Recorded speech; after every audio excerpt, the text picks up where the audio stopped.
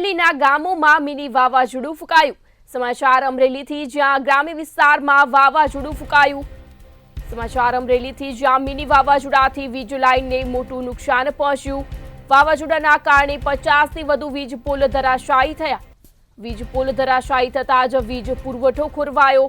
યુદ્ધના ધોરણે કામગીરી હાથ ધરવામાં આવી। 27 જેટલા ગામોમાં વીજ પુરવઠો હજુ પણ બંધ હાલતમાં। સાંજ સુધીમાં વીજ પુરવઠો પૂર્વવત કરવાની જહેમત ઉઠાવવામાં આવી। સમાચાર અમરેલીથી, જ્યાં ગામોમાં મિની વાવાઝોડું ફૂંકાયું। મિની વાવાઝોડાથી વીજ લાઇનને મોટું નુકસાન પહોંચ્યું।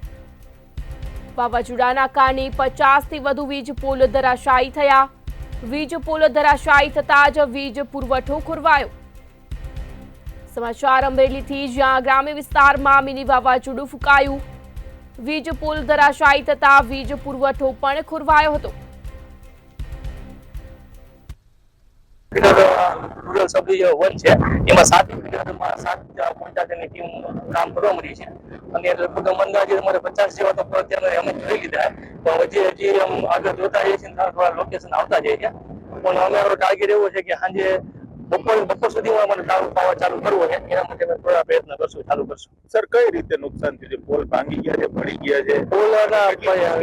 પોલ એવું છે કે પોલ ભાંગી ગયા છે। આ લાઈન તમે જોઈ રહ્યા છો, પાછળ તમને લગભગ દેખાતી હશે લાઈન, તો વચ્ચે આખો ખાડો છે, ત્યાં પાણી ભરેલું છે ને ખેતરમાં ખરાબ છે અને પોલ પાછા ભાંગી ગયા છે અને તૂટી ગયા છે।